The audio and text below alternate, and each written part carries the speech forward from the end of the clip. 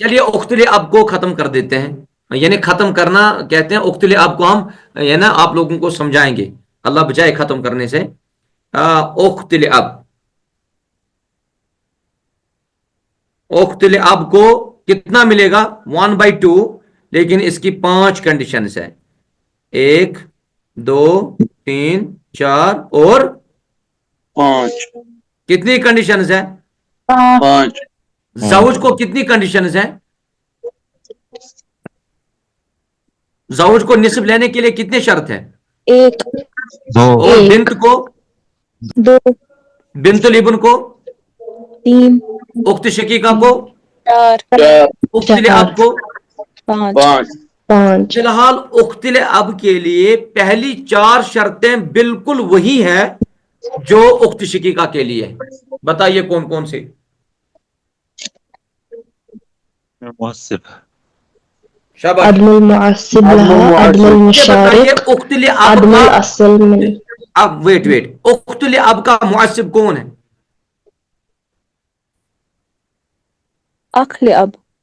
عقل اب، very good. اختل اب کا یہاں پہ معصب عقل اب ہوگا کیونکہ اس کا بھائی ہوگا، ٹھیک ہے کہ نہیں؟ اور مشارک ہوتی ہے بہن، اختل اب دوسری۔ عدم الاصل الاب والجد من الذکور یعنی، اور عدم الفرع ابن الابن و ان نظر۔ اس کے بعد جو 5ویں شرط ہے اس کی، 5ویں شرط ہے عدم الاخت شقیقہ والاخ شقیق۔ ہم نے کہا اختل اب کو بھی نصف ملے گا، لیکن پھر مسئلے میں خاندان میں سگی بہن نہیں ہونی چاہیے، نہ سگا بھائی ہونا چاہیے، نہ سگی بہن ہونی چاہیے، نہ سگا بھائی ہونا چاہیے۔ اختل اب سگی ہے کہ سوتیلا؟ باپ شریک ہے، ہاں، یعنی باپ شریک بھائی، وہی۔ اب مجھے یہاں پہ مثال کے ذریعے آپ سمجھ سکتے ہیں۔ مثلا اختل اب اور عم، جتنا ہم نے چاچا کے بارے میں یہاں پہ لکھانا، اگر اتنی وراثت ہم ان کو دے دیتے یہ دعا کرتے۔ نعم، اختل اب بتائیے کتنا ملے گا؟ نصف.